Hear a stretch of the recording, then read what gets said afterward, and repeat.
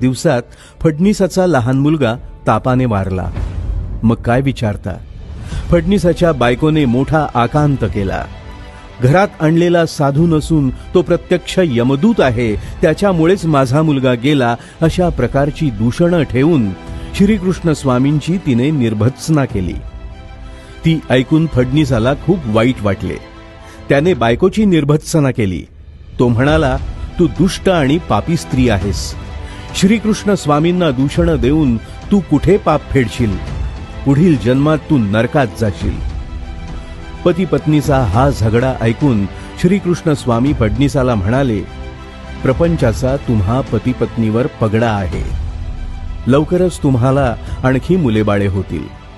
असे बोलून श्रीकृष्ण स्वामींनी फडणीसाच्या घराचा त्याग केला. फडणीसाने बराच आग्रह केला, परंतु श्रीकृष्ण स्वामी दुसरीकडे